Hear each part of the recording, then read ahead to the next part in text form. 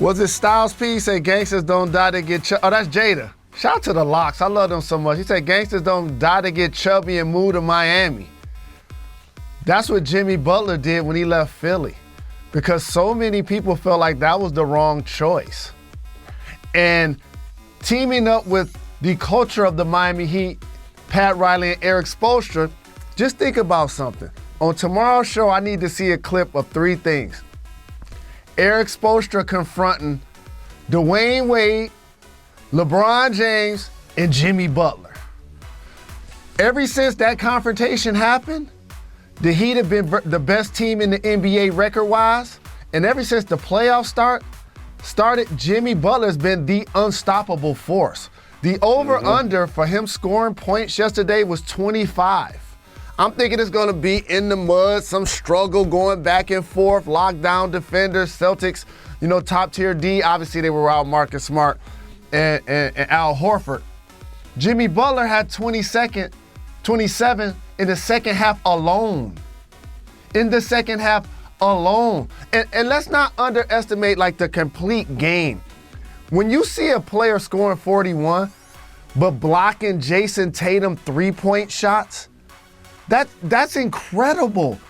And how about the defensive effort of Bam, too? I know his stats weren't eye-popping, but, he's an incredible defender as a big and a ball handler. And they came out in the third quarter, and that defensive tenacity and that effort was there, and it sparked their team.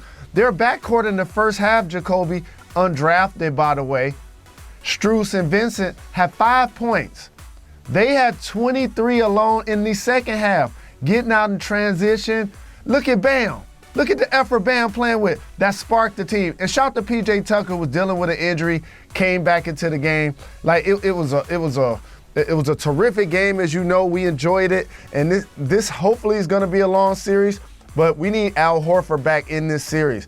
And Jacoby, I fear that we're not going to see him in game 2. I don't think so either, but I want to go back to Jimmy Butler for a second, because he had 41, as you mentioned. He is a wing player. How many threes did he have? 1 3. 41 points, 1 3. Another thing he did is he got to the foul line over and over and over. He was just getting his shoulder into people, getting fouls, playing physical, being aggressive. The way that he got to the line, it just seemed like the Celtics had absolutely no answer for him. Thank you. I'm glad you brought that up, sir, because he plays physical. And the way he got those buckets, that's called working the game, Jacoby.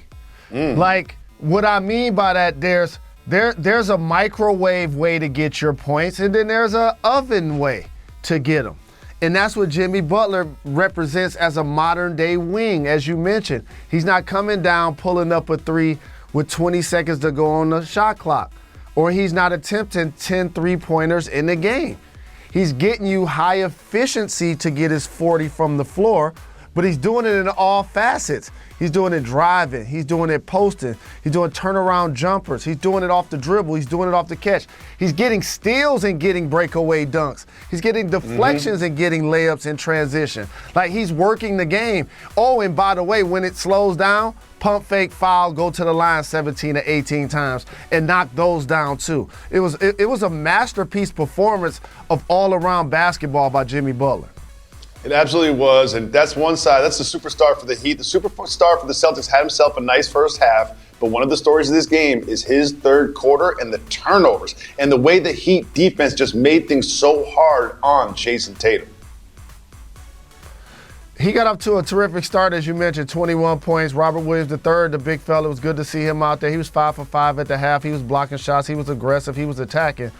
But then in the second half, the Miami Heat turned it up defensively. And look at that.